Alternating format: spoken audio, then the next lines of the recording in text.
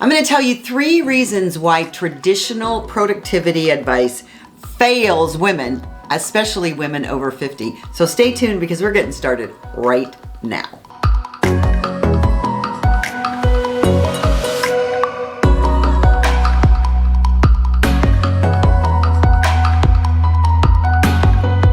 Welcome to my channel, you beautiful souls, you beautiful women. Today, we're diving into something that's probably frustrating you beyond belief. I know it frustrates me, and it's been frustrating me for decades. Trying to stay productive while feeling completely frazzled. You would think those 2 things don't go hand in hand. Why would you feel frazzled if you're actually being productive? So let's start with the definition of productive or productivity. It comes from the advent of the Industrial Revolution. And if you think about it, I've done some videos on the Industrial Revolution and how that doesn't serve us as human beings, especially women human beings, because productivity is just you like a monkey grinding things out. Right? So we have to start to look at things a little bit differently. You know what I'm talking about though. These endless productivity hacks, because we're trying to be like little workers in a factory, really most of the time. Even if you're doing things that you think are creative, you're still doing this overproduction of things. And so you learn about productivity hacks that promise to change your life. So what is the object of a productivity hack in the first place, right?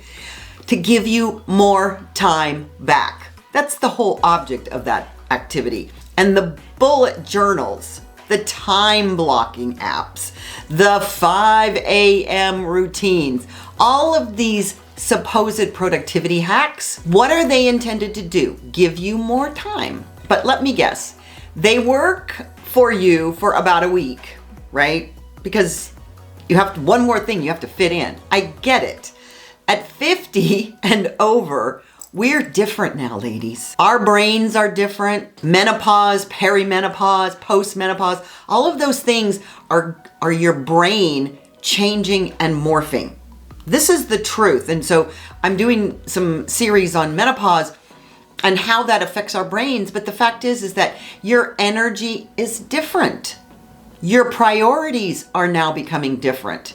And so trying to force yourself into a one-size-fits-all productivity system is like trying to squeeze into those jeans from our 30s. Or, I don't know about you, but I find, I live in the Caribbean, and so there's all these little sundresses. Everything's a one-size-fits-all. I'm going to tell you something. One size does not ever fit all. It doesn't work. It just doesn't work anymore. And honestly, it shouldn't. You are an individual, a unique expression of the one. I want to give you 3 strategies to begin to look at how you can morph a mindset into something that's more congruent with your feminine energy. Because the masculine approach, that's all this is. It really truly is just this masculine approach that's been passed down through generation after generation after generation. It just isn't working. And it certainly doesn't work for us as women. Why do these traditional productivity things of advice fail us? Well, you guessed it. They were created in a corporate environment, primarily by men for men. We shouldn't get the same medical treatment. We shouldn't get the same advice for the way that our minds work as men do, because our bodies are different. We have different chromosomes. Did you know that? Yeah, we have 2 X's. They got an X and a Y. Think about it. This masculine energy, which is nothing wrong with masculine energy. I've talked about this over and over, but it's out of balance. But the masculine energy is all about pushing through resistance, emphasizing constant action over reflection. That's the problem, is we have the ability to reflect, to sit in silence. That masculine energy values output over alignment. So when you are in alignment with you, with your soul's purpose, with your passion, with your heart, you are the authentic you. These masculine energies ignore a natural cycle and rhythm, which is so important, especially for a woman over 50 that your brain has started to reconstruct itself. I remember when I was trying to follow the eat the frog method. Have you heard of that one? You know, doing your hardest task first. It could be in the morning, it could be in the afternoon, whenever that is. This idea that you do your hardest thing in the morning first, instead of creating before consuming, right? That's a thing, talk about it later. But instead of doing the hardest thing in the morning, well, guess what? In my creative energy, I have to be creative first, but also a lot of people's energy peaks at different times of the day. So if yours peaks in the afternoon and you're fighting your natural rhythm because some productivity guru said you should, you are not going to be congruent with who you are. So here's the truth. Feminine energy works in cycles, not straight lines. My great teacher, Sheila Kelly, says men are like H's and women are like S's. And it really is that cycle. We're not straight lines. We're not machines. We're magical beings who need to flow with our natural rhythms. It's so important. So begin to think of how you can begin to flow with your rhythm and how to put that into how to create more each day. And also, let's throw out that word productivity because it really isn't congruent with a feminine energy. Here's your number 2 strategy. Your brain has changed. It just truly is.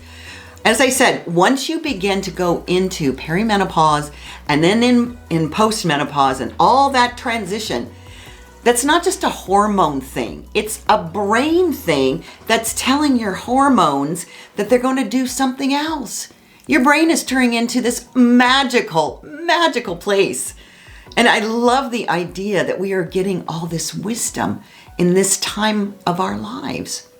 So your brain changing, that's good. That is fantastic. So let's talk about this. You're so beautiful. Your brain is full of experience, especially after 50. And those beautiful brains of yours process information differently. So what happens? You're better at seeing the big picture. Your intuitive abilities begin to blossom. And actually, if you hone them in and you cultivate them, they will be off the chart. And you will be able to make decisions in a way that you never really imagined was possible because you haven't cultivated that intuitiveness. You process multiple perspectives more easily just by virtue of this feminine mindset. But once you hit 50, life is different. It is so beautiful. But we've been given some messages that aren't really that spectacular about what you're about to go through, and that's uncomfortable. Well, imagine a butterfly coming out of a cocoon, probably not feeling all spectacular about it, but it is a metamorphosis, and that's what your brain is doing. So we're actually more creative now, over 50, than you have ever been before in your life. But here's where this crazy traditional productivity advice fails short. It fails us. It doesn't comport with who you are. It just doesn't honor these changes. And honoring yourself, putting yourself first, acknowledging who you are, trusting your intuition, those are the things that we need to begin to focus on and harness for ourselves. Instead of being more productive, we need to begin to leverage our enhanced wisdom and intuition. We're still trying to force ourselves into these rigid systems that worked in our 30s because we had stamina. Because we were young, we were little young creatures and we were in childbearing years. And there's a different mind that's operating up here in those times.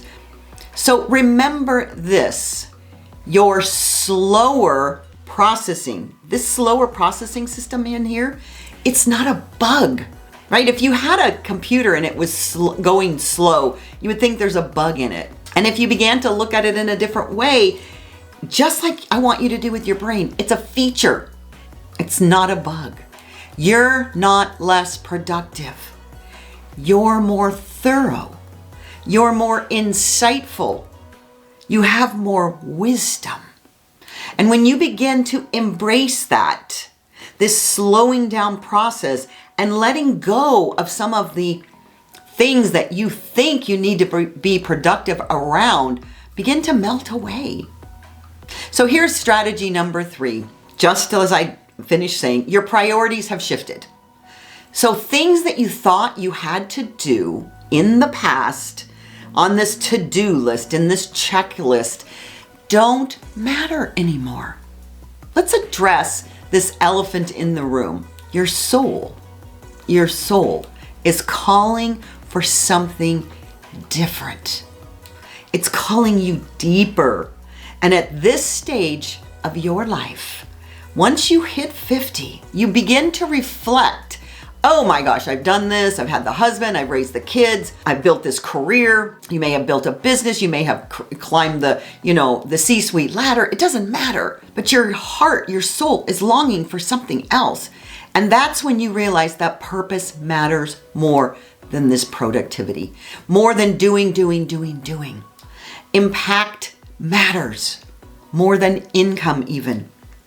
Because when you have a legacy to leave, which is you and your ability and your brilliance, you begin to see life differently. Your fulfillment of who you are and what this legacy is matters more than achievement. Wisdom matters more than speed. Because once you get to a certain place, you cannot, if you've been paying attention, help but be more wise than you were when you were 20, 21, 27, 33, 45 even.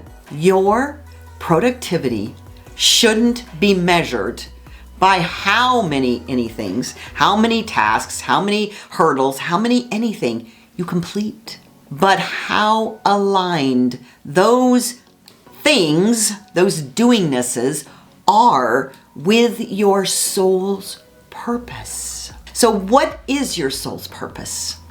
We're going to talk about that on the next video. But for now, my gorgeous, juicy, delicious, feminine creature, as we wrap this episode up, I want you to start thinking about what does productivity really mean to you now? Does it mean even coming up with a different word? Impact, legacy, wisdom, delivery of something known to you, which needs to be known by other women, other men, other children. What does that mean to you now? I don't want to know what it meant in your 30s or your 40s, but what it means today. Because that is where the wisdom really starts to take place, is looking within and saying, what is it? Who am I? How do I want to show up in the world? So this is a series of 5, and next time I'm going to dive into how to align your energy with the tasks, with the doingness, with the to-do list, creating a flow that feels so natural and nurturing that you wake up every single day so excited to get up and to express in the world. And so until then, remember, you're not broken and you don't need fixing. You just need a system that honors your wisdom, your energy, and your feminine power. And if you'd like more information about joining our tribe and learning about our upcoming program, Wealth Mastery, which means money wealth and health wealth and spiritual wealth, stay tuned, click the link in the body, and I'll see you later. Queen of Magic out. Bye.